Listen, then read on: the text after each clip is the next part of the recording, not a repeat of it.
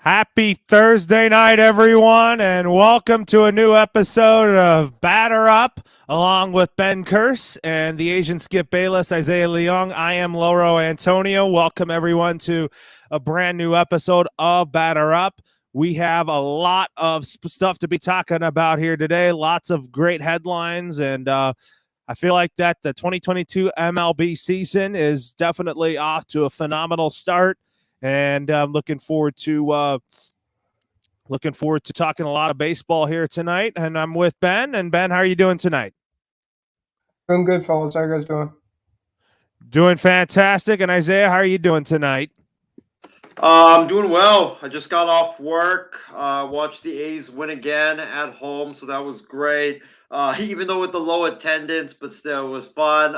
And got home and ready to do this show that we typically do on Sundays, but we're doing today because Sunday is going to be our extra point mock draft show. So tune in for that. But excited to do this show today, and we got a lot of baseball to talk about. And I'm rocking like a new look here on the show, the Miami Marlins, which I will be in Florida sometime in the next couple of weeks. So it's going to be fun to try to check out Marlins Park. Oh, yeah, talk about that here. But anyways, Christy Wilson also says, hi, guys. And she also broke the news to us here that she also mentioned that Red Sox manager Alex Cora has tested positive for COVID-19, but we will get to that shortly. But let's go first to our team report cards. I'll go first and talk about the Los Angeles Dodgers here and what their progress is like. So the Dodgers this past weekend, they swept the 4-game series with the Cincinnati Reds. Then they took 2 out of 3 from the Atlanta Braves. So basically, the Dodgers had a winning homestand to begin the 2022 season. I mean, their first homestand of the year was really good. Despite losing to the Braves, it was overall a great homestand for the Dodgers. And I think that if you look at this team, I mean, talk about guys like Mitch White. I mean, Mitch White to me is solid, but he's just not that great when it comes to the relievers. But I feel like that guys like Phil Bickford, Gratterall, Evan Phillips. I just think that with Phil Bickford getting recalled for and sending Garrett Clevenger back down to AAA is a good thing, because I just think that Phil Bickford is definitely a Swiss Army knife in the bullpen when it comes to right-handed relievers. I also think David Price has thrived as a lefty specialist here so far in the season. Tony Gonsolin had his best start of the season yesterday against the Braves. I also think that Brusdar Gratterall has been really good to begin the season. I think he's going to be one of the reasons why the Dodgers bullpen has been really good, because I think that the Dodgers invested well on the bazooka.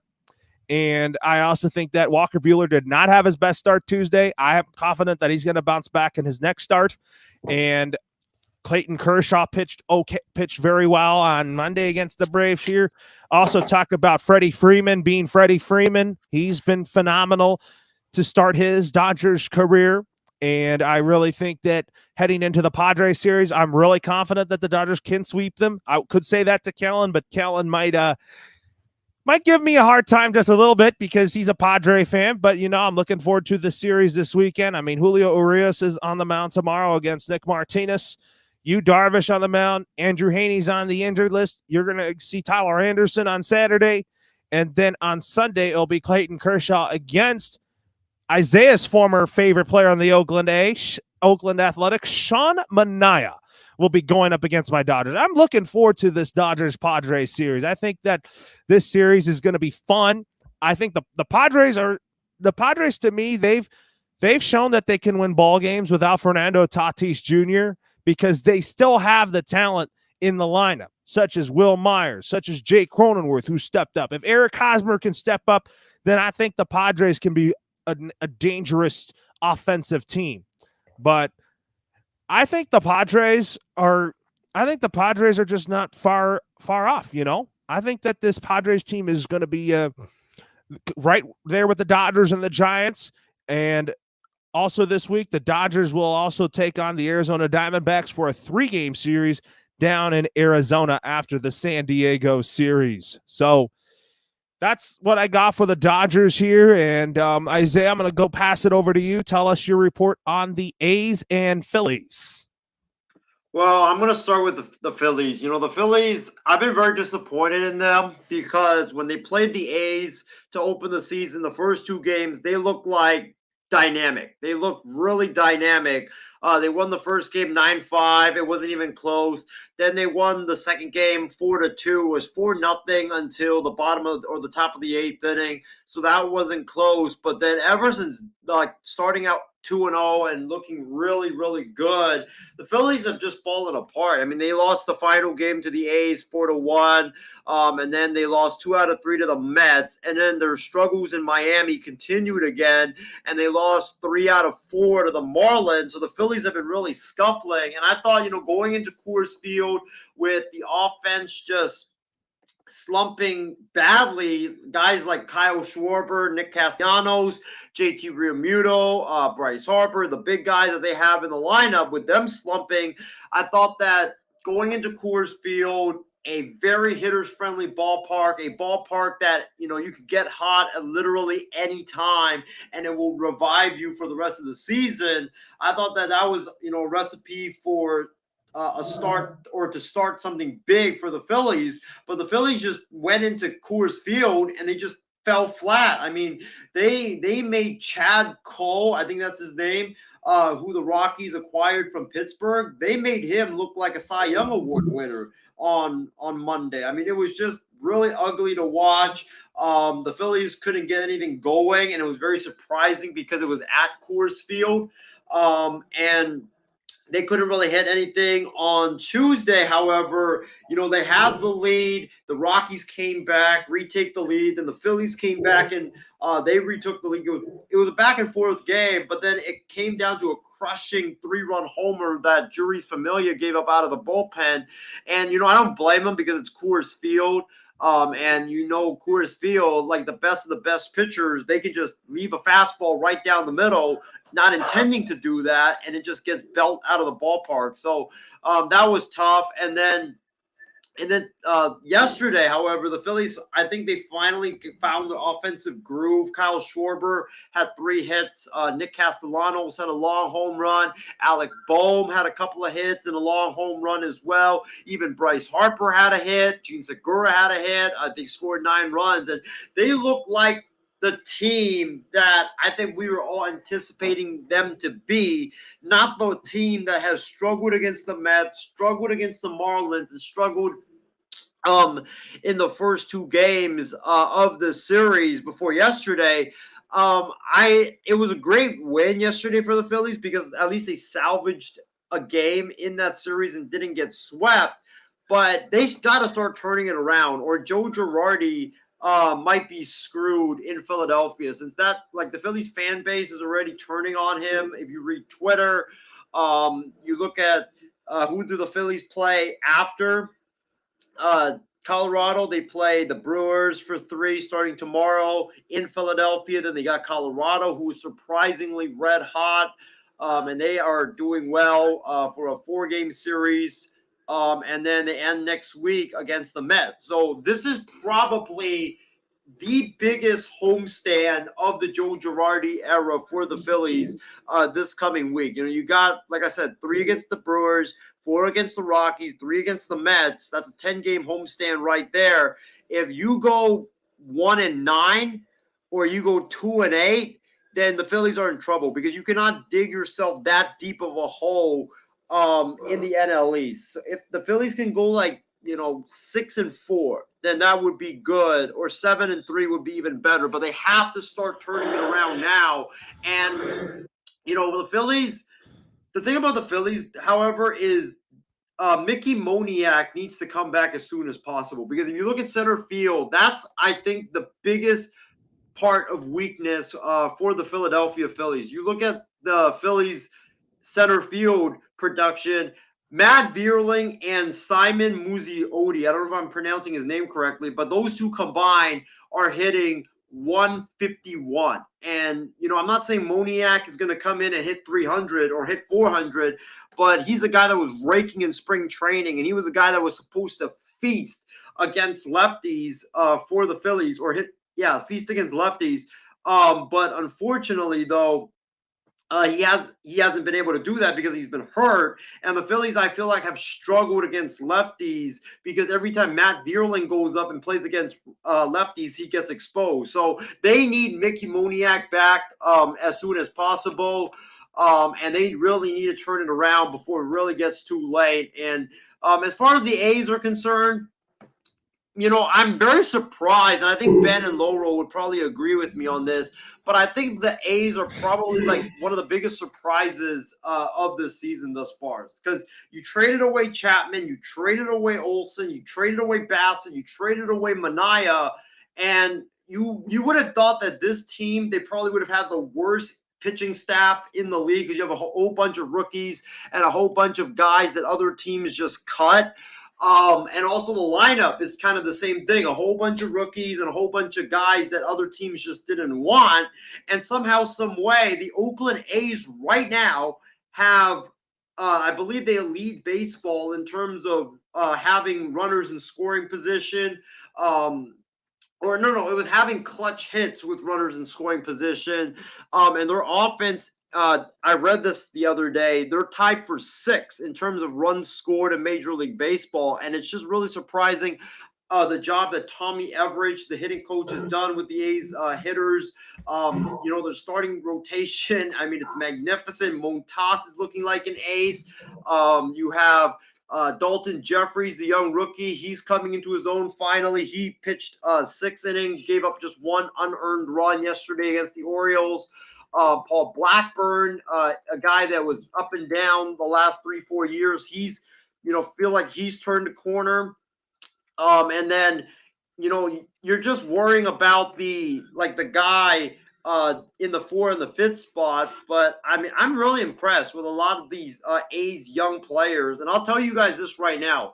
Do not be shocked if Sean Murphy, the A's catcher, is an all-star this season, because with the way he's hitting, and he had a 3-hit game today, he is already a very good defensive catcher. I believe he won 2 Gold Gloves already in his first 2 years. And the only thing that was just, keeping him away from being one of the best catchers in baseball overall was his bat. And now you look at Sean Murphy, he's coming to his own with his bat, and he's finally hitting for average. He leads the A's in home runs. He leads the A's on RBIs, and he's hitting third or sometimes cleanup for them.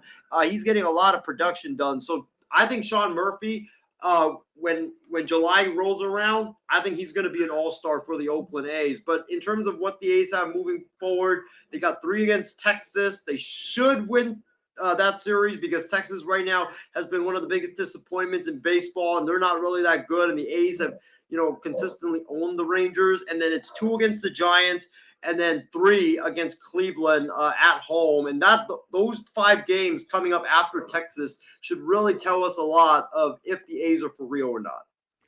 That is a good summary there. But you talk about Sean Manaea going up against my Dodgers. Are you kind of excited to see what he's going to do against my Dodgers this weekend? I am, because it seems like that him going to the National League has really transformed him. He was an average pitcher with the A's, and I thought when he went to the Padres, I was like, why is the Padres giving up a lot? He's not really like an ace. He's up and down in Oakland, but he's really proven me wrong. And I think when he with the Padres, he's pitched like what 14 innings combined, only giving up one Sorry walk. to interrupt you. I think that Sean Manaea, his career numbers against the Dodgers is not that good. I mean, I remember the when Sean Manaea faced the Dodgers back in 2018, the Dodgers lit him up. Yeah, they did. But you got to also think about this, though. The Dodgers are now going to be playing him with the Padres. And it seems like something clicked with him and the Padres pitching coach that's made him like super dominant, which I never saw in Oakland. So I don't know what it is, but, I think it's going to be a good game. And I think I don't think Manaea will get lit up. I think he'll do all right. But it's going to come down to the later innings because that's what always happens when the Dodgers meet the Padres. Yeah, that is going to be a fun series, and I think that if you look at it, you talk about Mackenzie Gore. That's good. He's definitely. I would want to see if he can pitch against the Dodgers, but I heard he is scary good of a pitcher. Yu Darvish, he's just not good how he used to be. The Dodgers should light up Yu Darvish now that he doesn't have Victor Caratini behind the plate. But I'm going to go to Ben here next. So Ben, what is your thoughts on your Boston Red Sox? Tell us your report on the Boston Red Sox. Yeah, so the Red Sox obviously just completed their first homestand of the regular season. They had a matchup featuring against the Twins, which I happen to be at opening day with, which Isaiah, I happen to have a very good time despite the loss. And just being back at Fenway, obviously the crowd was buzzing, especially with it being a crazy weekend in Boston. I was telling this to Laura, you had the Red Sox for a 4-game series, obviously Marathon Monday on Monday. You had the Marathon, you had the Bruins at home on Saturday, and you had the Celtics against the Nets on Sunday. So the city was absolutely just crazy. The whole weekend, it was obviously good to be back. And so the Red Sox obviously had a big series against the Twins, which was a 4-game series. They lost obviously the first game. I was at Nick Pivetta, who so far has been a little bit of disappointment, especially with us having him as a 2-star. Obviously, Isaiah should know him pretty well with him being the Phillies, and we traded essentially away Brandon Workman and I'm trying to remember who else. Heath Hembree was also the other guy that we traded away for Nick Pivetta. And Nick Pivetta, to me, really showed a lot of good promise in the postseason, had some big-time pitching outings against Tampa Bay. So we were hoping that, he could translate a lot of that stuff over the regular season. And so far, he's had a lot of troubles. He hasn't been mechanically right. He's given up a lot of home runs early on. There's been some flashes here and there where I know this past outing yesterday or the day before, after he gave up that 42 inning second inning where he pitched about 42 innings, which is just unacceptable. He was able to kind of find a little bit of a group, but it was a little too late. And that's been kind of his problem with his last couple starts. So that is one guy to kind of worry about myself. But Saturday and Sunday were pretty good for the Red Sox. They bounced back. Tanner Houck, who was absolutely fantastic, by the way, today. He was great the other day. His first outing against the Yankees was a little wild, but as a 4-0 win for the Sox, 2 home runs on Saturday featuring Xander Bogaerts, who's really gotten much better at the plate lately after kind of a slow start, which probably should be obvious because he's such a talented player. And then the other home run, the 2-run home run, was Alex Verdugo. He made it 2-0. So the Red Sox and Garrett Whitlock, who continues to be an absolute gem. Thank you, Yankees, by the way, for he's essentially just being awesome for us. But it's just one thing where you can obviously tax Garrett Whitlock to do what he's done, which has been unreal. The Red Sox, they had a great one on Sunday. Michael Wacha, who's been a very surprising starter so far in the rotation. I think a lot of people, especially myself, really wouldn't expect a whole lot from Wacha, but he gave you a good 5 innings. Very good command in his fastball, pounding the zone. Hopefully he can continue with this, because I was hoping that Michael Wacha can just at least give us something with kind of the way the rotation's kind of shaped out as at least so far. but he did great against a very good Twins lineup. But the Red Sox, a lot of this homestand, I'll talk a little bit more about their struggles. They were only up 2-1, and the eighth inning, they were able to explode, get about 6 runs there, and that was that. The Red Sox had an 8-1 win. So you're like, okay, they lost obviously opening day, at home, and then they won their next two. Hopefully, they can either win the series, which would be great, or salvage the split. And on Marathon Monday, the Twins obviously did a great job. I know it was a lot tough for Rich Hill, who unfortunately his father, if you didn't know, Lauro, his father passed away a couple days ago. So obviously, I can't obviously give him a lot of shit for it, but he did kind of be a little sluggish in this one. Can't obviously expect a lot from Rich Hill though, because he's 40 years old. He's up there in age, so he's obviously just going to do what he can to kind of just stay within himself and show what he can do. And he got hit, for 2 home runs. 2 home runs, one by Garlick in the first, and then Polanco hit one a couple innings after, and then the bullpen, which surprisingly so far hasn't been much of an issue, but their bullpen on Marathon Monday was a big issue. Cutter Crawford, who was a young rookie, and the sixth or seventh inning had 5 walks, and that essentially was the way that the Red Sox lost on Marathon Monday. But they also had a hard time hitting Dylan Bundy, who they've had great success with in the past, against the Orioles, who I saw Dylan Bundy pitch for Fenway, and the Red Sox teed off against. Blue Mookie Betts were actually a home run in that game, by the way. But yeah, it was just one of those series where you could have taken the series win, but it was frustrating. They salvaged, but so I'm like, okay, now you have to face Toronto. Now you have to see kind of how things are going. And Toronto's been kind of a little up and down, but let's see how things go. So Tuesday comes around. Yeah, Tuesday night, the Red Sox obviously are facing Kikuchi, who I think is okay. I think the Red Sox have had interest for him in the past. And they got early. They made us some walks, which I think personally the plate approaching has been a little lacking with their play approaching with walks. So that I was good at least, but Kikuchi was wild, but he got out of it, and it could have been a lot more damage of the inning there. But I'm trying to remember who pitched. Nathan Eovaldi. Nathan Eovaldi pitched on Tuesday. Nate didn't have his great stuff, but he was, doing what Nate does and pounding the zone. And unfortunately, Kikuchi was able to settle in. The Red Sox kind of did what they've been doing the last couple of games, and that is struggle with men on base. They had their chances to score, and with the lineup that is expected on, including for myself early on, I would have thought at least the other way around, and having the pitching be more of an issue, which I still have concerns, but the pitching's been a lot more of a surprise so far and been very good to keep us in ball games, but the offense has just been extremely, extremely poor so far and very just disappointing, I guess you can say. And the Red Sox were able to find a way to win this game 2-1 on Tuesday. So you're like, okay, good start to the series. And then Tuesday night happens around. I actually was watching the Celtics because there's game 2 of the Red Sox at the same time. So I'm like, all right, trying to focus on back and forth. So I watched 10 bits of the Red Sox game, and they had good swings and barriers in the first inning. Lefties did a great job, but same story. Nick Pivetta was very tough to watch on the second inning, and that was kind of that. It was just one of those bad sluggish games. So like, okay, second game, Blue Jays are just a good team. Let's see what happens today.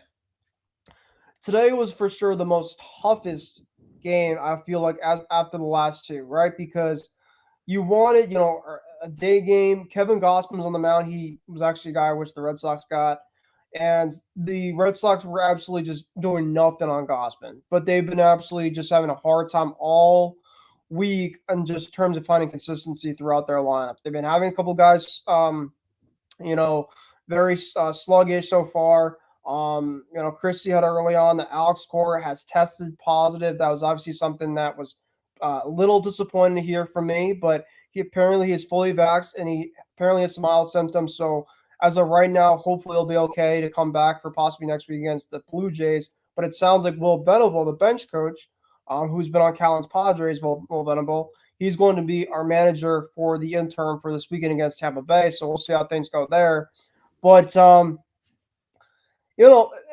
the Red Sox were down 3-0, and Tanner Houck did fine. But it was literally Kevin Gausman just shutting us down. So it came to the ninth inning, the bottom of the ninth, and I'm just like, oh, I'm probably putting 1, 2, 3 on the scorecard, knowing how the game goes. But the Red Sox decided to have a fake comeback and tease me. So Trevor Story, the first batter up in the bottom of the ninth. Kevin Gossman gets pulled after the first batter in the ninth, because he was just absolutely cruising. He was on low pitch count, or our bats were just very weak to the time. So Trevor Story gets on against Jordan Romano, who's been a very good bullpen pitcher for the Blue Jays. Rafael Devers is next. He walks. I'm like, okay. I got the rally cap going. I'm like, hey, maybe there's something going on. And then Xander Bogaerts comes up to plate, and he's had a fantastic day. He was actually one of the better hitters against Gossman all day. And I'm just like, all right, Xander, I just need something from you. And he gets a hit. I'm like, okay, we finally get a run up on it. All right, it's not over yet. And then so it was second and third, no outs, down 3-1. Verdugo's up to plate, and he gets a ground ball, scores the run. Okay, I'm like, all right, all I need from Bobby Dahlbeck is a sac fly. Tie the game, get into extra innings. I feel a little bit better, because the pitching has been pitching their ass off, and the offense is just, the last at least couple of games, is just not doing anything. Runners in scoring position specifically. That's one thing that the Red Sox and the Yankees are currently have same thing problems with right now, is runners in scoring position. So it's 3-1. Verdugo gets a hit, ground ball, and then the next batter was Bobby Dahlbeck, and it's a line drive. And no else than Isaiah's old friend Matt Chapman makes a great play along the line. I mean, if he wasn't on the line, that's probably at least a run, possibly the game-winning run. So as badly things have gone for the Red Sox, this was a game they're like, 3-0 is what it is. They just didn't. But no, they decided to tease me, and then Jackie Bradley had a chance to possibly tie it, and he grounds out. So that's the way it ended. The Sox lose 3-2. They lost the series to the Blue Jays.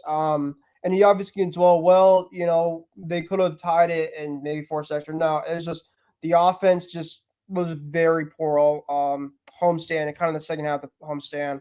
So as bad as it kind of seems, there was a lot of good positives. The pitching was great. Vladdy Jr., if you asked me that he wouldn't hit any home runs and then we would still lose the series, I feel a little disappointed. And that's what happened. Vladdy Jr. had no home runs in this series. Bob Bichette had no home runs in this series. So I'm like, those are two guys that have usually been killing us, at least for the last couple of series, at least last year.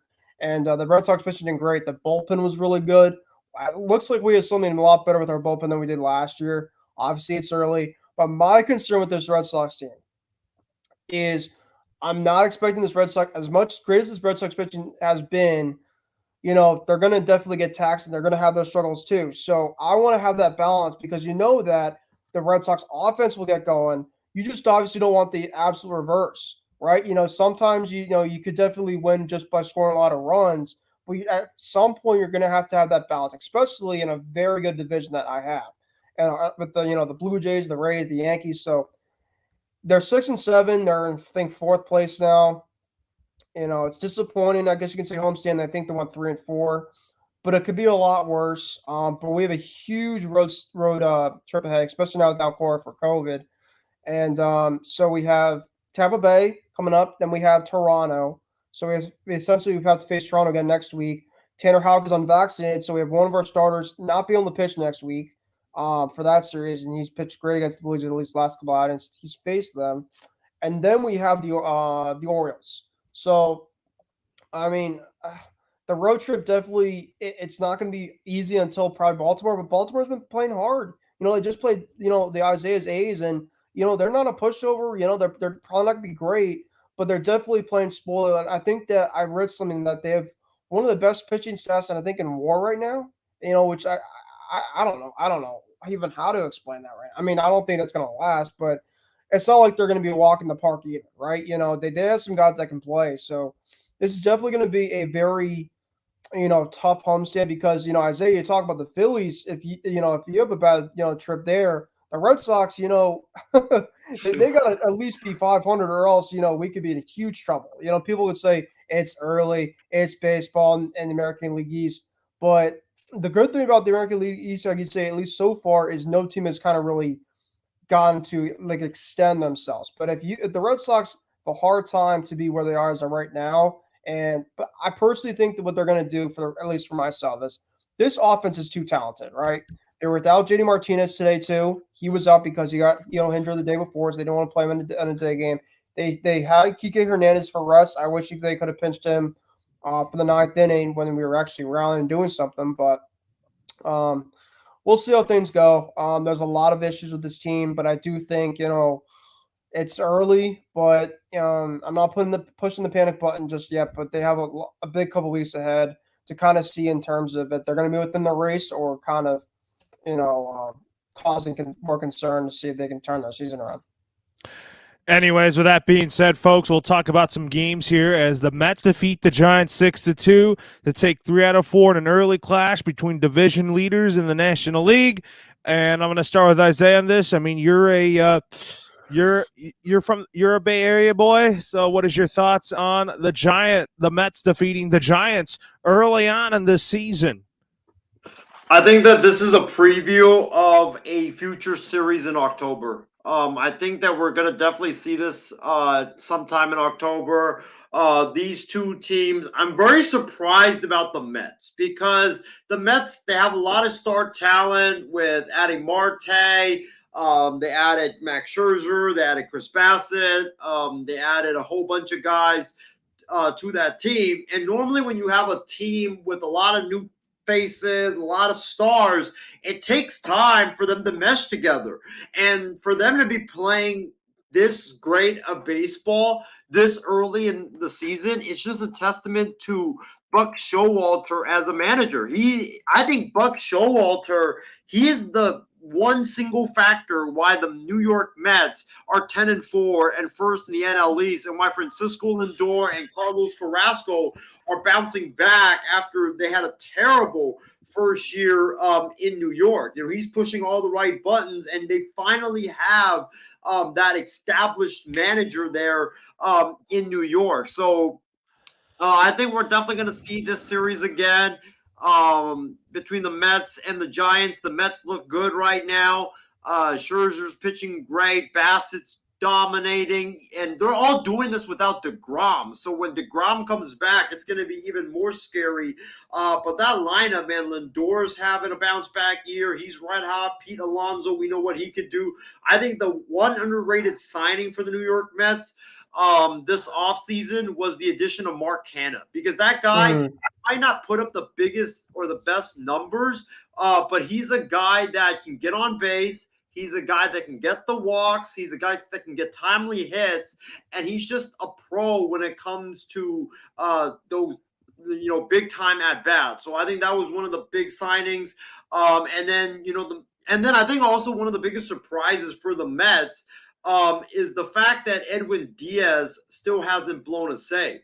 This guy was ridiculed by the Mets fans everywhere for the last couple of years, and he's been dominant for them. So if he could stay dominant, and that bullpen can stay dominant with that lineup and that pitching staff that they have, the Mets, I really do not foresee them collapsing like they always do in the second half. And I would not be shocked if the Mets take this division. The Mets are really scary. As far as the Giants, I think they'll be fine. It's just, these two teams, both of them led the respective divisions at that time when they played. So it's just a battle of wits. And the Mets just won this series. But, I really want to see this series in October. I think it's going to be a very, very fun series if these two were to match up in the playoffs. It is. And Ben, what are your thoughts on the Giants defeating the Giants losing to the Mets in 3 out of 4 here? Yeah, well, obviously, you tell ask Isaiah about the Bay Area and how they feel.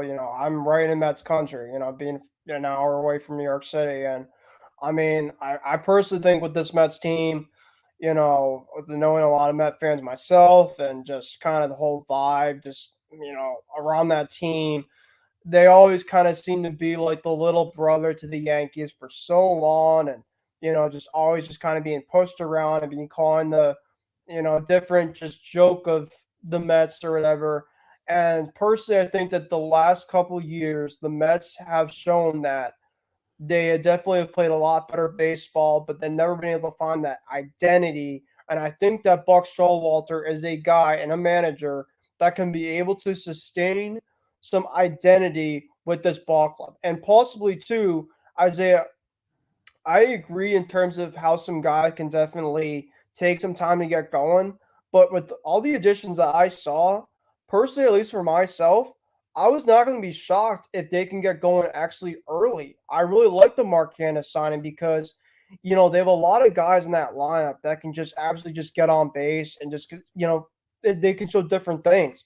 Francisco Lindor, they pay him a ton of money. If he can be Francisco Lindor, even like batting 270, 275, maybe 20, 25 home runs, that's a huge bonus for that Mets team because Francisco Lindor he was getting booed left and right last summer from the Mets, and just there was just a lot of hate towards Francisco Lindor. But this Mets team has been one of the best teams in baseball, and I personally think that you've seen the last couple of years. Oh, they got to they celebrate the World Series in April, and Yankee fans get it all on them. No, no, no, not this team this year. I personally think that when it comes to July and August, with their staff and the way that they look as of right now, you get a Cy Young Award and Jacob DeGrom. If Jacob DeGrom could give you 85, 90% good Jacob DeGrom, this is arguably, if it's not the Dodgers, if it's not, the Braves have a pretty good rotation. This is one of the top. It's a top 5 rotation in baseball, in my mind, without a doubt. If you have Max Scherzer being on his game, Tyler McGill is extremely underrated, personally, at least for me, to be like a number 4, number 5. And Cookie Carrasco was like a number 2 like a couple of years ago, doing what he's doing right now after a disappointing last year. They're scary rotation wise, and you're gonna have to have pitching when the time comes around. But they're doing it both sides right now. They're a balanced ball club as of right now. We'll see. They'll probably go through some, cold streaks. It happens in baseball. These hot streaks aren't going to last like crazy. I remember for the Red Sox myself, we had like a 7-game winning streak in April, and everybody was, going up and down and popping the champagne bottles. And we knew that from July and June that, from the AL East first place, we were going, like right down the roller coaster. And then people thought like the world was ending. So obviously that's the game of baseball. Things definitely take a huge slide. But I personally think, Isaiah, I obviously had the Braves win the division. Personally, I still stand with that just because I still, they're the defending champs. And I still think that when they got Acuna back, I still personally think that they can definitely get themselves in a groove. But I think that this Mets team will be a playoff team this season. I think that they just have a lot of talent there. And personally, I think for myself, out of all the teams that the Mets have had the last several years, this could be the most, focused, identifying team. If they miss the playoffs overall, it is a massive failure. Because if you can't make the playoffs this year with a team like this, with Jacob DeGrom, Max Scherzer, and all these guys, I don't even know what to say, if you're the Mets. Because the Mets, Steve Cohen is obviously a millionaire, but obviously the results have shown sometimes that if you pay all these, guys money and the changes, don't show, half of it doesn't matter. So, but for the Giants too, I know I kind of went on a little love fest for any Met fans out there in terms of how they've been so far. But the Giants are going to be fine. I really like the Giants team still. They play obviously in a very tough division with the Dodgers and Padres there, but they got a lot of good young pitching. Joey Bart's still a very fan favorite to me. I love his game. I obviously love Mike Yastrzemski, obviously because his dad, Carl Yastrzemski, was a Red Sox, legend. So I've always actually dreamed of Mike Yastrzemski becoming a Red Sox. Down the road sometime. I just think that would be one of the craziest stories ever. But yeah, that's kind of the way I saw this. The Mets obviously had a great series win, and I think this team personally for me is definitely going to make some noise throughout the season and for sure make a playoff spot. You're absolutely right. And then we have a game update here. The Rangers lead the Mariners 6-5 in the bottom of the 8th. We will keep track of that throughout the night, but we will also continue on here as that the Cleveland Guardians defeated the Chicago White Sox 6-3 to complete the sweep of the Chicago White Sox. Oh, man. Surprisingly, the Guardians do that? Like, the Guardians were supposed to be a team that was going to rebuild and not take any steps forward here. And Isaiah, talk about the White Sox being the team that was supposed to be off to another good start to the season, and that is already the favorite to win the American League Central. Well, I'm not going to really take much stock into this because, like Ben said, teams are going to have their ups and downs in baseball. That's just how baseball works. You're going to have your ups and downs. So when you look at the Chicago White Sox, they're going to be fine. They have too much talent not to be able to make the playoffs and be successful. They have a great lineup, starting staff. I think they could use probably one more starting pitcher, but that bullpen is absolutely loaded. So I like what they're doing. I think that they're going to be fine. The Indians, however, I think the big story of this game Guardians. is that Stephen Kwan is for real. Or the Guardians. Thanks, Ben. That's okay. The Indians. But Stephen Kwan, that guy is for real, man. Like, this guy is, he's not a power threat, but he's a guy that just doesn't strike out. He doesn't strike out. He just gets on base all the time. He's a guy that, puts the ball in play. And that's what's missing now in today's MLB is the fact that a lot of these guys are just swinging for the fences. And if they don't get one, they just strike out most of the time.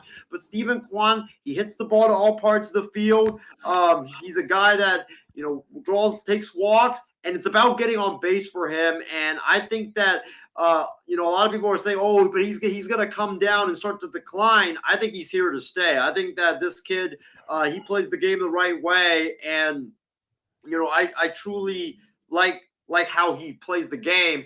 The Guardians, I remember last week, I think it was on Batter Up, we were talking about how Terry Francona needed to retire, and the Guardians are like stuck in the middle and stuff like that. But it's just so amazing how 1 week just really changes things in Major League Baseball. I did not expect whatsoever that they would sweep the White Sox. I thought the White Sox would at least get one game, but it is a powerful message that, hey, don't sleep on the Guardians. They might not be winning the division this year, but they'll be in it. So I think that for the White Sox, there's not really much concern because they'll be fine. But the Guardians, they are a team that, a lot of people should take notice. Definitely, you have to take notice on them. That's for sure here. But anyways, Ben, what is your thoughts on the Guardians beating the White Sox? And also, you want to shout out your man, Terry Francona, for this? Yeah, sure. Tito, Isaiah's all take exposed strikes again, right? But to be fair, Isaiah, it was only 1 week. So, hey, if this happened to be, the Guardians now, I was about to say Indians after you saying that, but hey, I have to still get used to saying that. I actually, for myself personally, they have a pretty cool stadium. I got the chance to go to Progressive Field a couple of years ago, way back when, but that's besides the point for another day. This White Sox team is very good. I still personally think that they're too talented, like you said, Isaiah. They got a great bullpen, but they also have two starters. Their main two starters are out right now. They're on the IL. Giolito and Lance Lynn are out. You have a great pitcher in Dylan Cease who actually pitched okay today.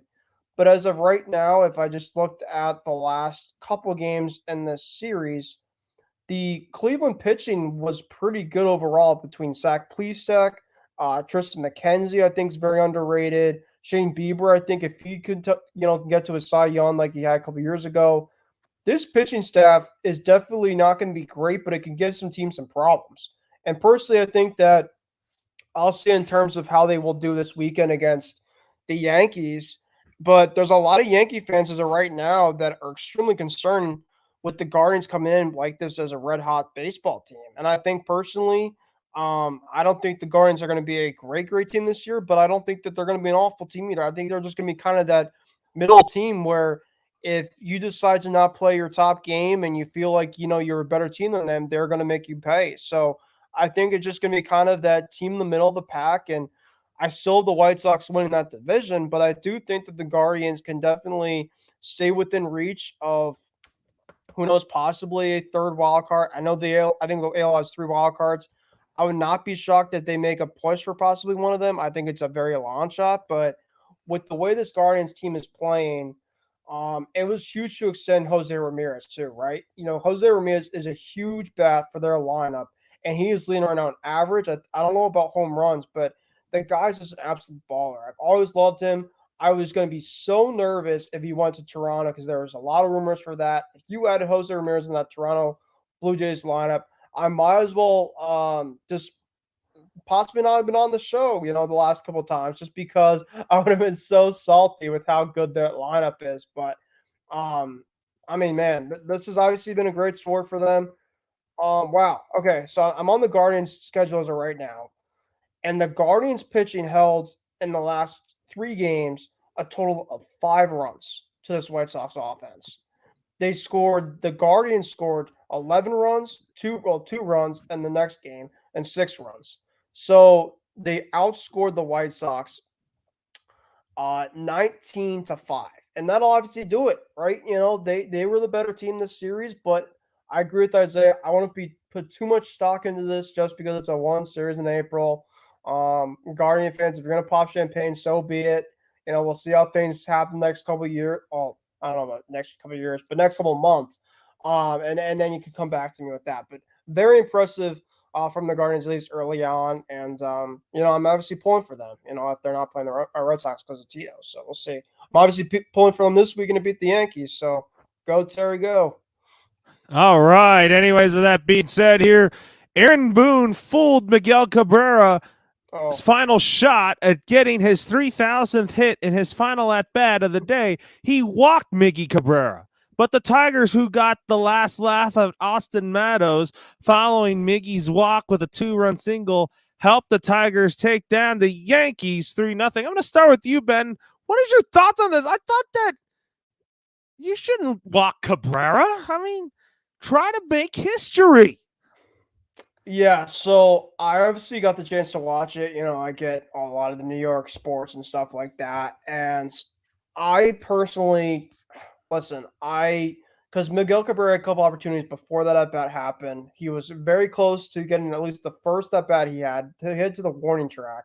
And then the next 2 at bats he struck out. I think the third at bat he had a full count and he had a swung on a bad pitch. So, and then the Yankees, obviously, the top half. The game was kind of boring overall. The Yankees had a ton of opportunities, kind of like the Red Sox today. Just not timely hitting. They had a chance, I think, first and third, no outs at the top of the order. So I'm like, oh boy, Yankees are probably going to take the lead and things like that. But the Yankees didn't score. So I'm like, okay, Mickey's up, but the game's still within reach. They had bases loaded, I think the Tigers had, and nobody out. I think there was like a walk, a couple hits and stuff. And the Tigers got 2 outs. There's a double play right back to the mound. So I'm like, oh boy, they're probably not going to score. And then Miggy comes up. So I'm like, they had a base open at first base, and I'm just like, if they try to intentionally walk him, I am going to be so upset because I wouldn't want anything better to see Miguel Cabrera hit number 3,000 against a team I do not like. So it is what it is. Aaron Boone, I understand about this, and Yankee fan that I'm friends with on Twitter was saying that he likes that he's like, you know what, make the next guy beat you because Miguel's so a very good hitter. I would have had a little more hate to it if the game was kind of out of reach, but it was a 1-run game where they still had a chance to have it. They had a guy open at first base. Um, I think they even asked Miguel Cabrera after the game how he felt about that intentional walk, and he said that he didn't hate it. He's just like, at least my on base percentage went up. So he's like, I'll take it. And obviously try to focus on. I think he'll get it tomorrow. I think that my hope is he'll hit a home run for his 3,000 hit, but obviously I can't beg for that to happen. But this weekend, without a doubt, he will have it, and we could all kind of celebrate all of his accomplishments. And let me just say this: if he doesn't get number 3,000 after this weekend, I'll come back to this. I'll eat my words, but I'm pretty confident that'll happen this weekend. What about you, Isaiah? Do you have any thoughts on why Aaron Boone walked Miggy Cabrera and that he just ruined history then? I'm actually like Ben. I'm not mad at it because Aaron Boone is managing the Yankees. He's not managing the Tigers. So for Aaron Boone, he's trying to get the Yankees to put them in position to win the game, and it's a 1-run game. At that point, it's 1-0. And I believe the Tigers at that time had runners at first and third, or second and third, with nobody, or with 1 out or 2 outs, I believe. And it was the Yankees had a lefty of it, and the Tigers they had a lefty. So you want to go lefty lefty in that situation. You don't want to go lefty versus righty because it's gonna be an advantage to the hitters. So I don't really have an issue with it. Like Ben said, if it was like 10-0, then I would. Because the game's out of reach anyways, but it was a 1-run ball game and he's playing to win the game. So I don't have an issue with it. In terms of the game in general, it really came down to the 8th inning. It was a 1-0 Detroit lead, but then to start the 8th, Josh Donaldson doubles on a line drive to the left fielder. And then after that, Gleyber Torres follows that up with the line drive, or it was a line drive, I believe, off the shortstop. So you had infield single. yeah. I think it was a ground ball off the shortstop. Tim LeCastro, who pinch ran for Donaldson, he goes to third. So you have third and first with nobody out. And it was just really unfortunate that Hicks, and I think that this is kind of sometimes what I complain about the A's about is the situation hitting. And the Yankees at third and first, nobody out. You have to get that run home. If they're shifting you to the right side, then butt. Then hit it to the left side or butt it. But it was just unfortunate that Hicks, popped out to the shortstop. He's been horrible all year with runners in scoring position. The Yankees struggled, and then Stanton hits a weak ground ball right to Torkelson, and the infield was in, and they just couldn't really score because the infield was in, ground ball right to first. He'll easily throw out the runner. And then that's basically all she wrote there for the Yankees. The Yankees, just a lot of missed opportunities for them. They had chances and they just couldn't cash in. Couldn't cash in. You're absolutely right about that, Isaiah. But anyways, folks, with that being said, Pablo Lopez goes 7 shutout innings to lead the Marlins win over the Cardinals 5-0. The Marlins, to me, I mean, a lot of people think that they're going to be off to a bad start, but they have been playing good baseball as of late. And I think that the Miami Marlins, I think they're on the right track. I think Pablo Lopez is definitely a good number 3 starter based on what I heard here. I mean, a lot of people think that the Marlins would be like losing every single game and all that, but the Marlins have been playing great baseball as of late, Isaiah. What is your thoughts on this performance by Pablo Lopez? It was a great performance by him. He was mixing his pitches left and right. He was just keeping the Cardinals off balance all day long. But if you're a Cardinals fan, you shouldn't really be down that you lost this game because you won the series. You were going for the sweep, and sweeps are very tough to come by in Major League Baseball. It's very hard to win 3 straight against a team either in the regular season or the postseason. So the Marlins, they have the arms. Nobody's doubting that the pitching staff for them is good. Their pitching staff is really good. What their weakness is, and this is why Derek Jeter left and resigned from the team in the offseason, is the offense. He wanted to sign Nick Castellanos and Kyle Schwarber and I believe Jorge Soler and those guys, those big bats. But the Marlins ownership did not want to open the checkbook and give him a lot of money to spend. So he knew that if they couldn't sign those guys, they would have a great pitching staff, but they just wouldn't be able to score. And that's what you're seeing with the Marlins is the games that they're losing, it's because they pitch great. Their pitching's always going to keep them in the game. But they don't really have much of an offense. Soler strikes out too much. It seems like every single time he's up to the plate, he's trying to hit a home run, and you got to get on base. You can't just always like swing a home run or strikeout. So the Marlins, if they could get some offense, maybe at the trade deadline, like if they can somehow, some way stay at 500 and get to the trade deadline, get some offense, I could see them making a run for a wild card spot, but I think that's about it. What about you, Ben? What is your thoughts on Pablo Lopez's monstrous outing here against the Cardinals? Yeah, well, first of all, I put it in the chat. As we are speaking as of right now, I put on MLB Network, and It is tied 6-6 to the Mariners and the Rangers. Bottom 8, 2 outs, 0-2. I just want to quickly see this pitch before I get to it. There's a ball, so I'll obviously keep you guys tuned in for that. But with this game, the Marlins and Cardinals, I didn't get the chance to watch any of Pablo Lopez, but Lopez for sure helps that rotation out in the mid part with Alcantara there. Trevor Rogers was okay last year. So the Marlins pitching staff, I think, is going to be okay, but it's really their offense. They added Jorge Soler, but they just have, the way I look at the division, I just don't think that they have enough personally for me. And I don't know who was in this group that said that if the Marlins don't have a great season overall, that Don Mattingly could be on the hot seat. And I wouldn't be opposed to that per se, just because I think that the Marlins might just want a new face personally to help their young squad for years to come. But the Cardinals, obviously, I agree with Isaiah. They won the series. I think the Cardinals are going to be a fine team this year, and yeah, that was kind of the way I looked at it. Yeah, it was. But anyways, we'll keep an eye out on the Mariners and Rangers game right now. I mean, You're watching it too.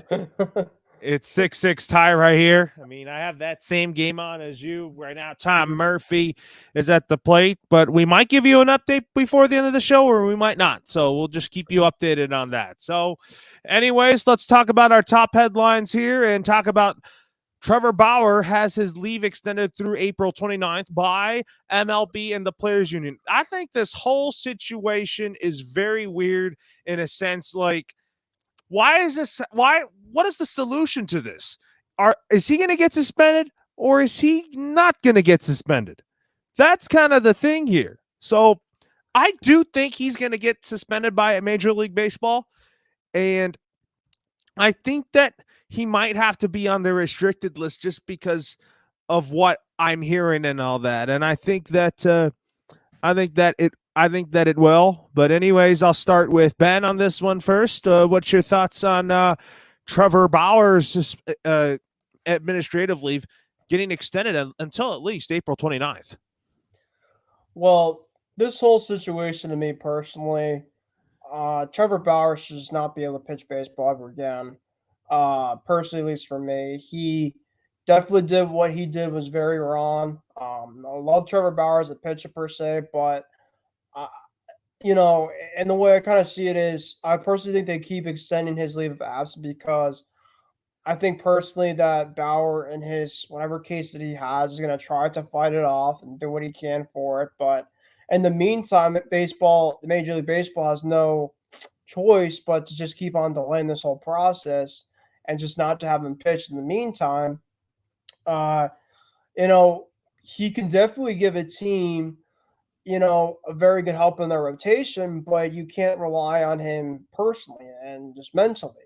It's definitely kind of feel like a Deshaun Watson in baseball kind of way where the guy has a lot of talent, but he has a ton of baggage off, the field. At least after what's happened. And so we'll see in terms of how things go. I remember a couple years ago wanting Trevor Bauer so much.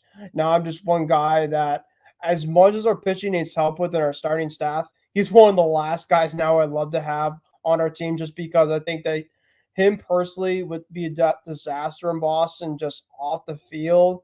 Personally on the field, he'd be a lot of fun to help a rotation out, and I personally think too, he would bring a huge great part to the rivalry against the Yankees. That would be a kind of a cool story, but nobody's going to take that contract either. I'm not sure his contract's like at this point in time, but I personally, at least myself, I don't think he should pitch ever again, or he should at least not pitch at least this year and see if he can get any type of physical help, any therapy, any type of thing where, because players have changed here and there at times, after kind of unfortunate things that happen, but he should not be pitching for the foreseeable future. And the MLB for sure is doing the right thing to keep on delaying the process, but eventually they're going to have to just, make a decision and be like, you're just done for the year, or just, see what they can do for him to get himself back on track. What about you, Isaiah? I mean, your takeaways on this. Trevor Bauer, again, is getting extended here. And this case of him it's not going to get resolved until there's a solution. Well, I think Laurel, you're right because here's why.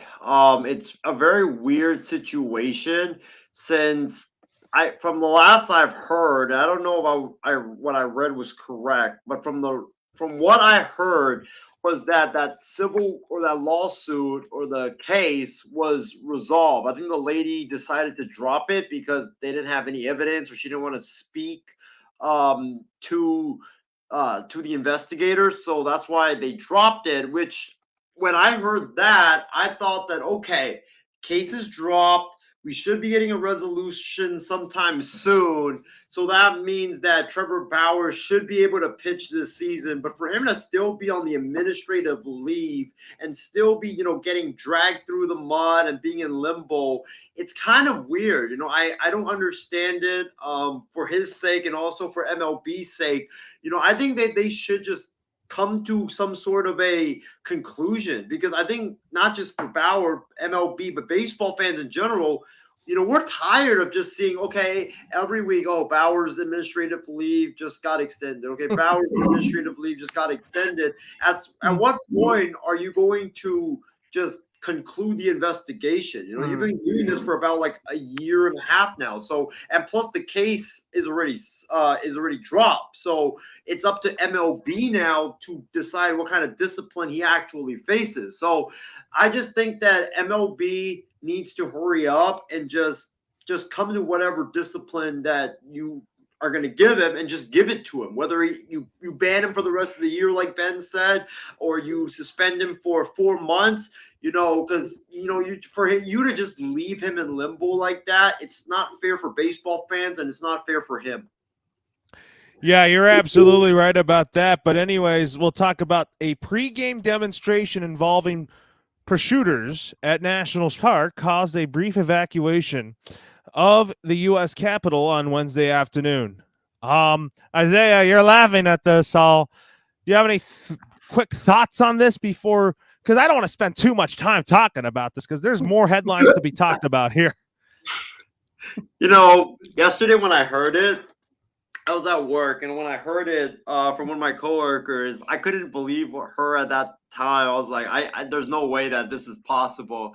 And then I saw the story, and I was just laughing my ass off because, really, at every stadium, at every ballpark, I'm pretty sure there's some sort of demonstration during the season one time where you have a parachuter jump out of the sky onto the field and everybody cheers. It's not like it's a rare thing.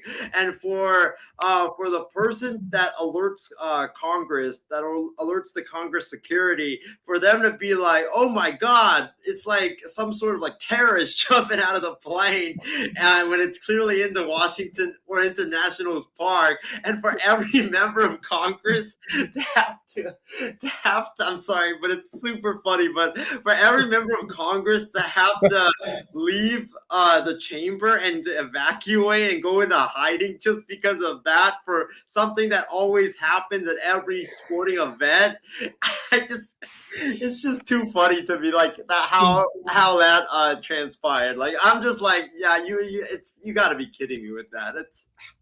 I don't know what happened. That's that obviously should never happen. Not it should never happen with the Nationals, but it should never happen to Congress, because it's like, come on, they do this all the time. Yeah, they do that all the time. You're right about that. And Ben, what is your quick thoughts on this whole Washington National situation, and that there was a evacuation on the Capitol building on Wednesday afternoon? Well, at first, and I'll joke about this with Isaiah, even though it's not with MLB, but it's for another team that he really loves in the San Francisco 49ers. I thought he was laughing more about the reports of, oh, they won't trade Deebo Samuel, and the 49ers will be like, yeah, any type of offer, yeah, we'll laugh it off, and, screw that. So I think personally, Isaiah was my mindset of it's close to draft time. Deebo Samuel's been on the target. haha, good luck with giving away Deebo Samuel, our star receiver. But hey, anyway, the parachute thing, I just think it's extremely odd that it really happened that way. I guess I didn't really see much of it, but just something. It's just something you don't really expect at a baseball game. So it was actually funny. Speaking of the fire alarm, like when I was at the Red Sox game at Fenway, I actually heard kind of the beeping of the alarm during the game. So I actually thought something might have been wrong or something, but I think it was just kind of testing it out here and there. But yeah, that was actually kind of crazy, and I don't know, like the last year DC had some in the Nationals where they had some incident. I forgot what it was for. I think it was something regarding like the Capitol building or something. But they've had a couple weird instances at Nationals Park, but this was for sure definitely the most odd one to say the least. Oh yeah, you're absolutely right about that, Ben. But anyways, also some injury news to talk about here, and then we also kind of talked about it, is that Red Sox manager Alex Cora has tested positive for COVID-19. And then the Texas Rangers big free agent acquisition, Jon Gray, injury issues continued as he headed to the injured list with the knee sprain. So I'm going to start with Ben first. Give us your reaction to Alex Cora testing positive for COVID-19. And then I'll have Isaiah give his thoughts on Jon Gray's injury issue. So we'll get to Ben with that first with Alex Cora. Yeah, obviously while watching the game, I tend to sometimes just go on my Twitter, just kind of see what people are doing and kind of react to the game and stuff like that. And I got an interesting tweet from, well, I'm in a Red Sox group kind of on Twitter. So I had somebody send me in all caps that Cora got COVID.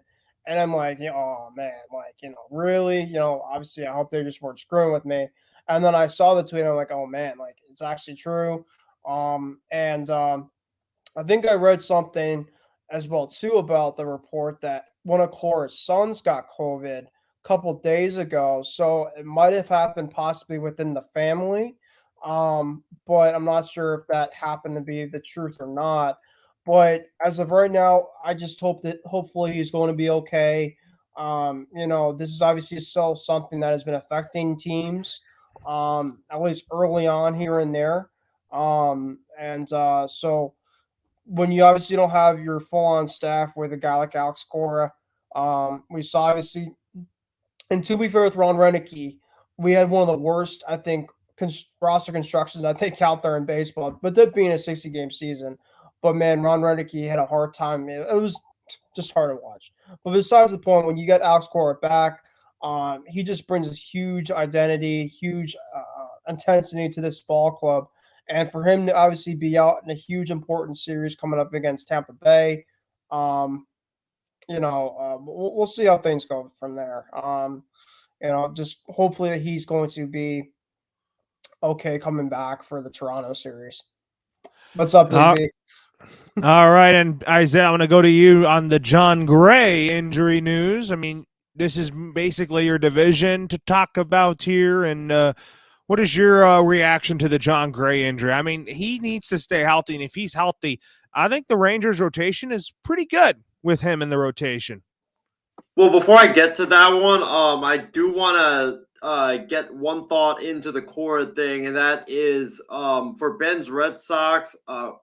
I'm glad for the Red Sox sake that it was just Cora, because it seems like the A's they had like one player test positive for COVID. They put him on the COVID list, and then it seemed like they are having an outbreak as we speak. I think like there were like 10 players that were put on COVID lists. So for Ben's Red Sox sake, it was good that it was only him that tested positive, and because he's in the dugout, he's mingling around the players. So it's good that the players tested negative. So that's a good thing for the Red Sox, because even though everybody's vaccinated, stuff like that, you still don't want to lose players because they are tested positive, and they don't have symptoms, but you still got to put them on that COVID list. So good for the Red Sox that it's only Cora that tested negative, and wish him nothing but the best. But about John Gray, this is why I was kind of feeling a bit odd that the Rangers signed him because the Rangers obviously need pitching. They have a great lineup with Simeon and with Seager and all those guys that they have there. But they needed pitching, and the guy that they went out and got is John Gray. Like, I like John Gray, but he's been, very up and down throughout his entire career. I think he's had like only one like good season, um one good season with the Colorado Rockies, and it's not really his fault because he's playing at Coors Field. So I'll give him a break, but this guy's been injury prone throughout his entire career. You look at arm injuries, shoulder injuries he's had. Now I believe it is. I believe the injury that he has now is the knee injury, which is the second time he's got a knee injury. So for him, it's just a constant theme of getting hurt, and the Rangers need him because right now he's their ace.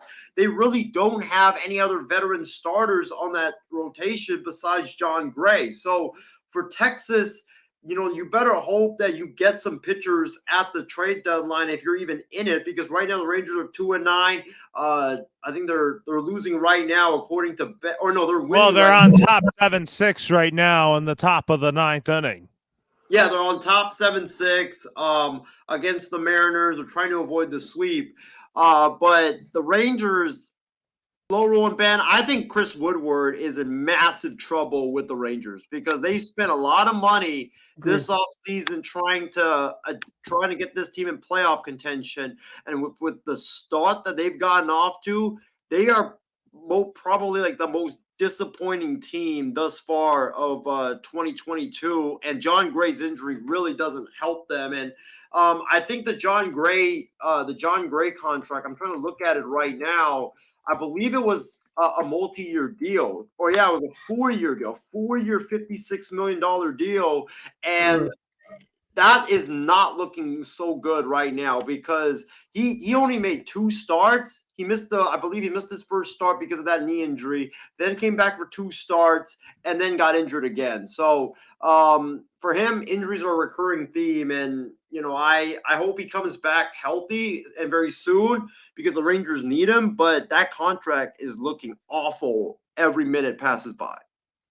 You're absolutely right about that. It is looking awful. You're totally spot on right about that. But anyways, it's an 8-6 lead now for the Rangers. And anyways, talk about the Braves and the Cubs traded pitchers on Wednesday night. Atlanta reacquiring Jesse Chavez for Sean Newcomb. And this is quick thoughts here. I think that Jesse Chavez fits better with the Braves. I just think that he's a good long reliever, spot starter kind of guy. And I think that adding him back into your rotation, I think is a good thing for the Atlanta Braves. I think he was kind of like an unsung hero in the World Series last year. And Isaiah, what is your thoughts on Sean Newcomb being a Cub, and then the Braves get back Jesse Chavez? These two guys, I believe, are both designated for assignment. So it's like, you swap one guy for the other. But both of these two guys are in need of change of scenery. Sean Newcomb, he was decent in Atlanta. I think he had like 1 or 2 good years. But other than that, he's just been not that good with the Braves. And now he goes to the Cubs. Maybe a change of scenery can do him well. And for Jesse Chavez, he's nearing the end of his career. He's 38 years of age. This season, he's got a 6.35 ERA. I think he's going to get better now, especially now that he's back in Atlanta.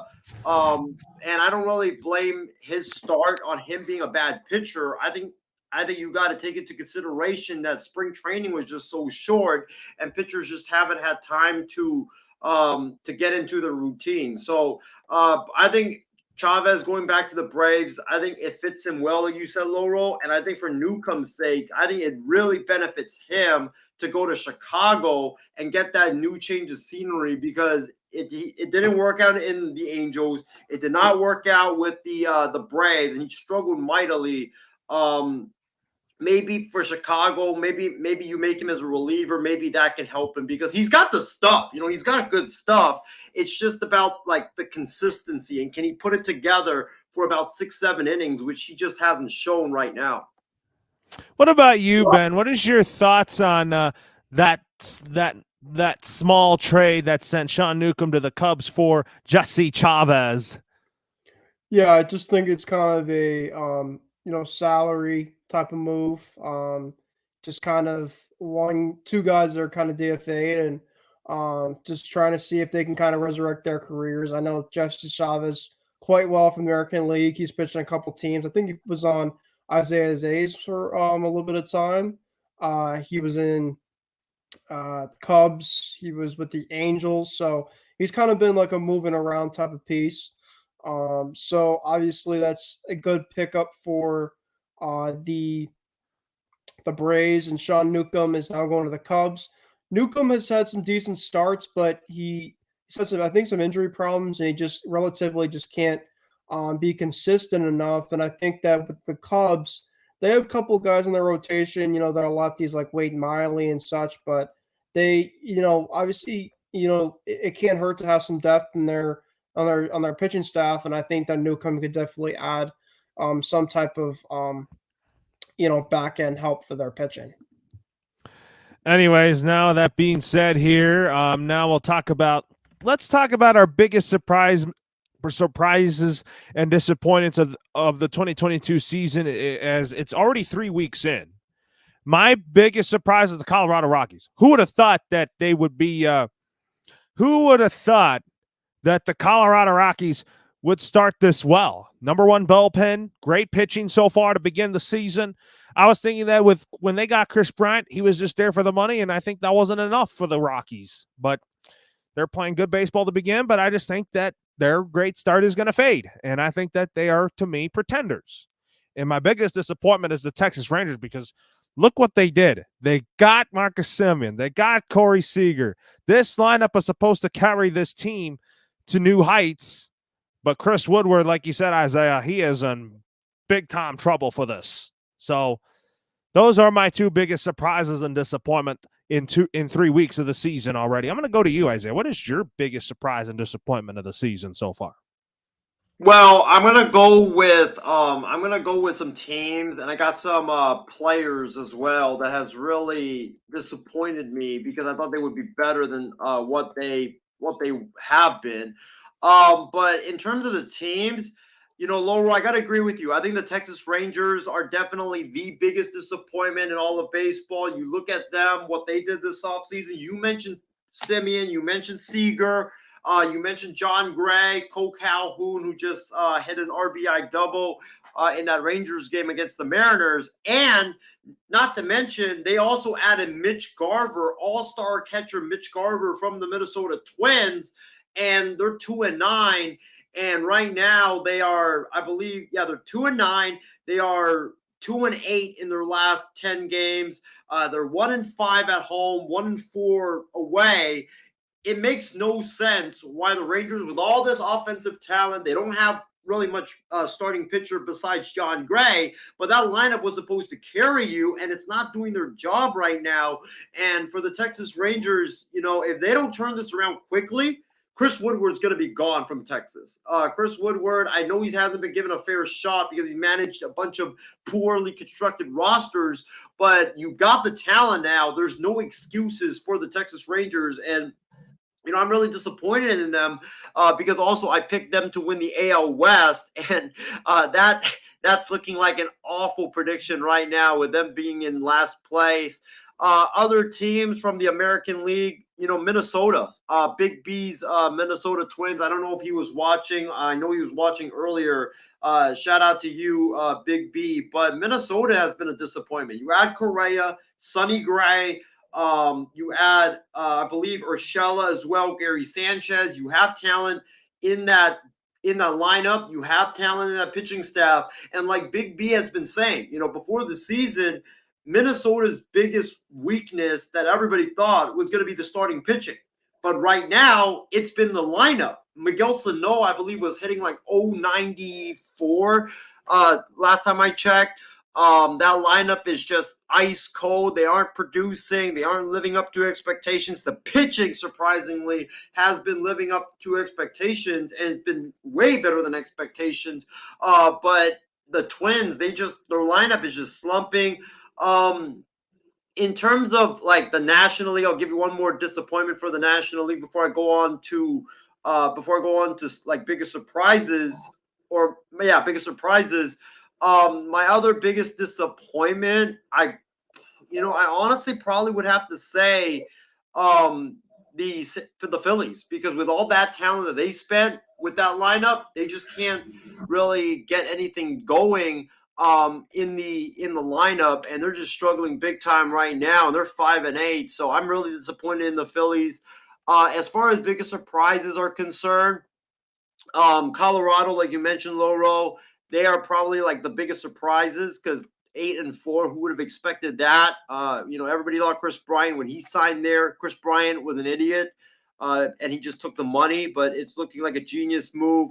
And I think the other big surprise, and I'm not trying to be a homer here, but it's got to be the Oakland Athletics, because who would have ever thought that you trade away Chapman, you trade away Olsen, you trade away Sean Manaea, you trade away Chris Bassett, and you have a bunch of like rookies like Nick Allen and Dalton Jeffries. You have a bunch of no-namers. You have a bunch of guys that are young, haven't really broken through in the big leagues yet. You have like this team full of misfits and young guys.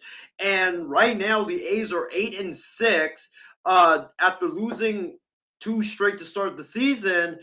They've really bounced back.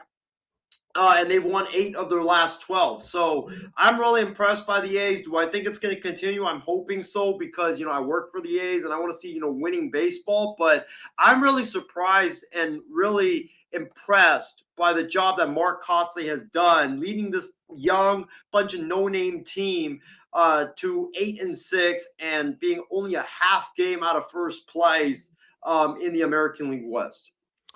And what about you, Ben? What is your biggest surprise and biggest disappointment in the first 2 to 3 weeks of the 2022 MLB season? You're on mute, buddy. Sorry about that. Yeah. So my most improved team has to be the Colorado Rockies. I did not expect this at all, especially in a division like that. I don't know how long that's going to last for. That's why obviously we love to have fun with this. The most improved team, I would say, is one of the teams that's playing right now, and that's the Seattle Mariners. But I think that they were kind of going to be an improved team anyway. You look at that team, they had Jesse Winker, they have Eugenio Suarez. Their pitching staff is okay. They have Marco Gonzalez, they have Chris Flexen.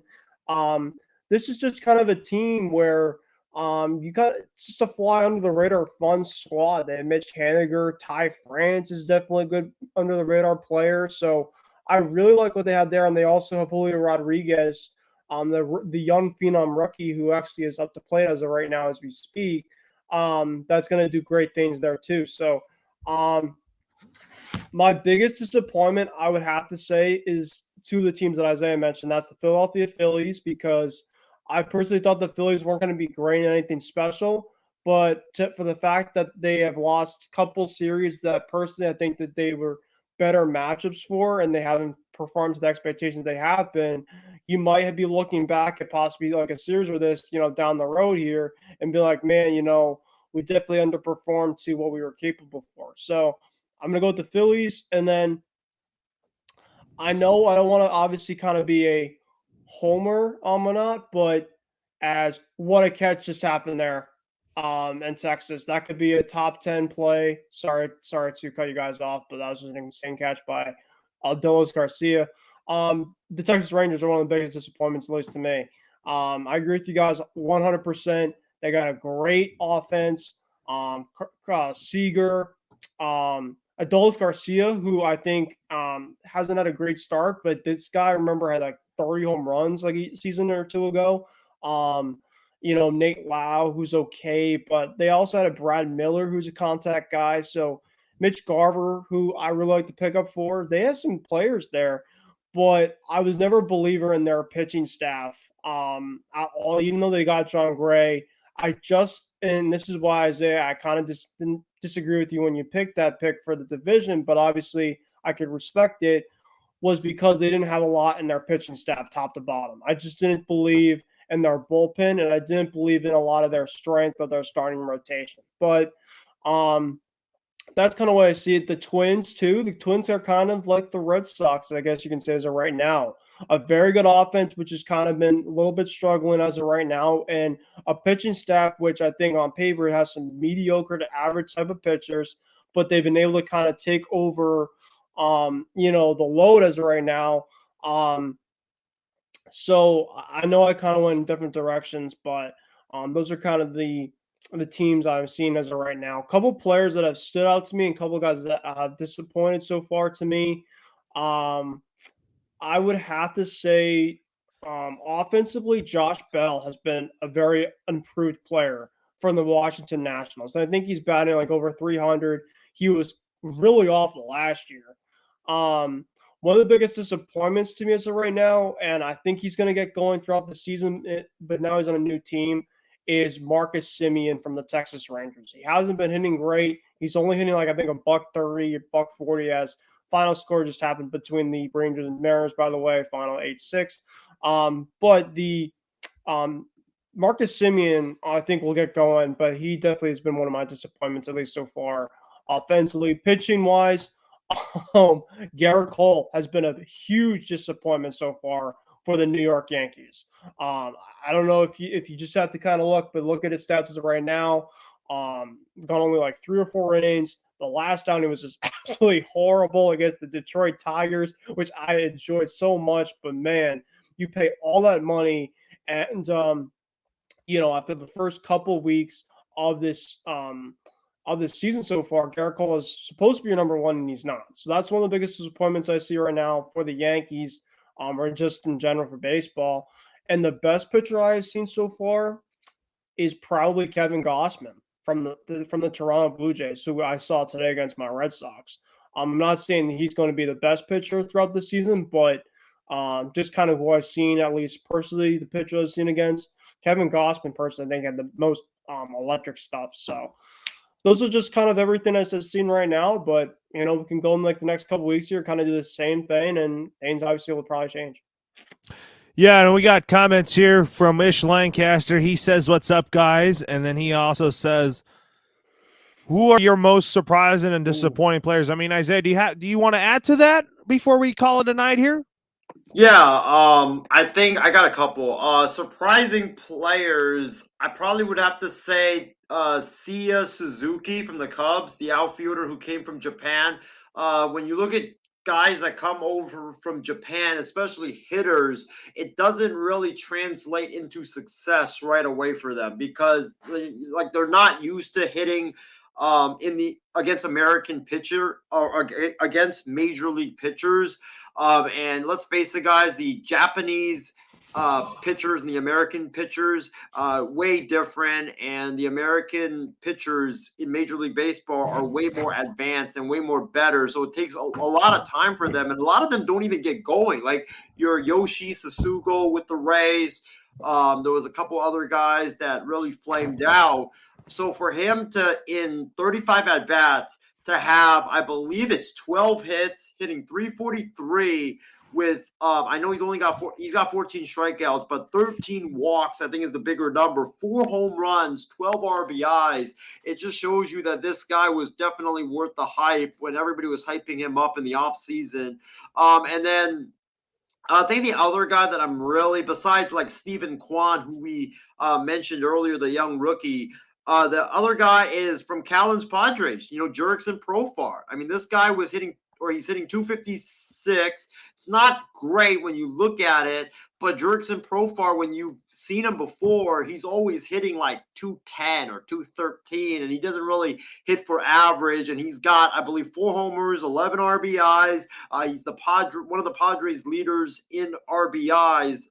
So I'm really impressed by what he's done in San Diego. And I probably would have to say the biggest disappointment. I know Ben went with Garrett Cole. But for me, I'm gonna probably have to go with Zach Wheeler, because when you look at Zach Wheeler right now, he was supposed to be the guy that was supposed to lead that pitching staff for the Phillies and carry that load for the Phils.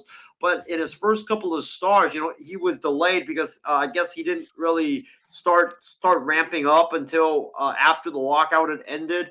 But his first couple of starts, 4 2/3 against the Mets, 2 hits, 1 run given up. It's not bad. But then against the Marlins, he got absolutely shelled, going only 3 innings, giving up 8 hits and 7 runs. And the bigger concern, I think, was I read somewhere that he has some type of he had elbow soreness the other day. And also in that Marlins game, his stuff was only at like 92, 93, and he always just throws like 97 to 100. So that big of a drop off is definitely a huge concern for him and also for Philly fans everywhere. You're absolutely right about that. But anyways, we have some final thoughts and announcements here. So some of the announcements that we have for you is that we have the 2022 NFL Draft Show on Sunday on the Extra Point. Be sure to tune in for that as we gear up for the 2022 NFL Draft, as we are pretty much almost a step closer for getting football back. And my final thoughts is that what a great show we have, and I'm looking forward to doing more of these of Batter Up. I think this show has turned out to being a big success here. And what are your final thoughts here? Ben, you want to go or should I go? Go ahead. You go first. All right, my final thoughts is, I agree with you, Loro. I think that this was a tremendous show. This show is definitely going, great as it keeps growing and growing. The first 3 weeks of baseball have been, very exciting. So hopefully, we can continue that. Hopefully the A's keep winning, because I don't want to watch a 100 loss team on the baseball field in Oakland.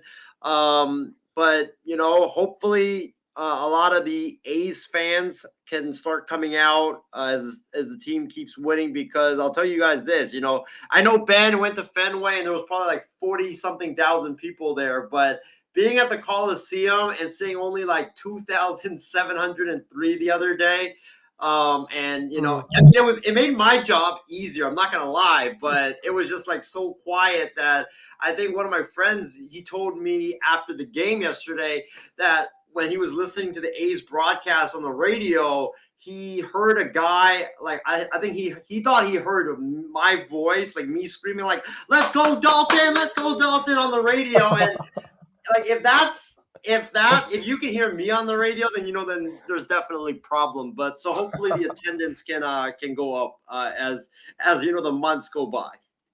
What about your final thoughts, Ben?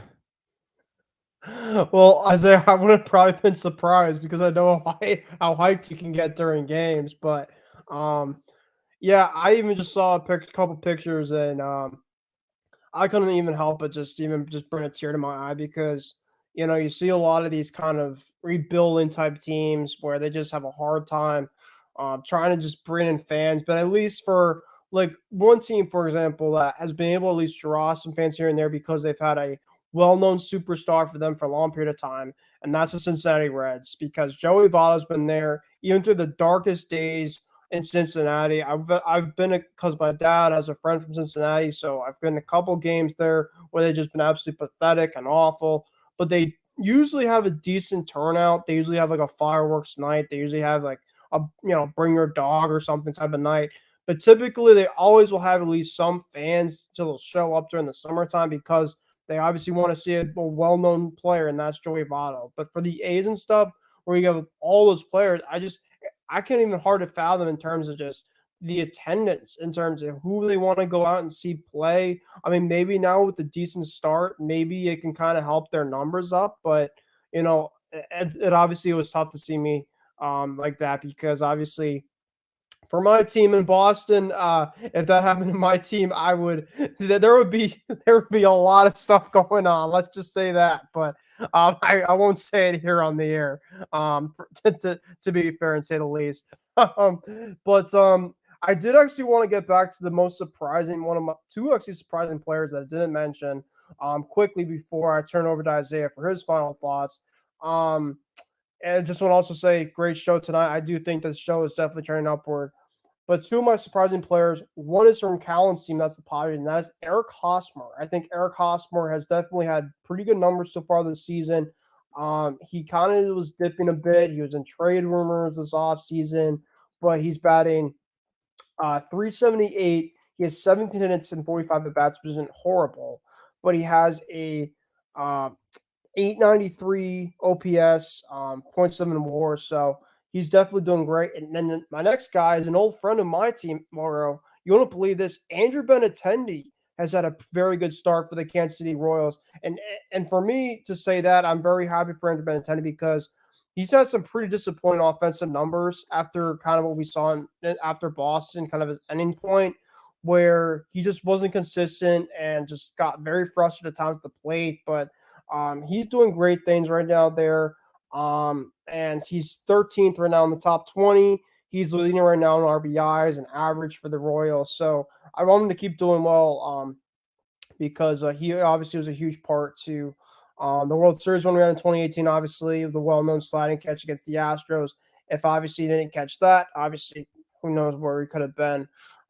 So I'm very happy for him, and those are my two other guys before I hand the keys over for Lauro and to wrap the show up. All right, for Ben, for Isaiah, Lauro signing off for now. Have a great night, and we'll talk to you Sunday for the NFL 2022 NFL Draft Special.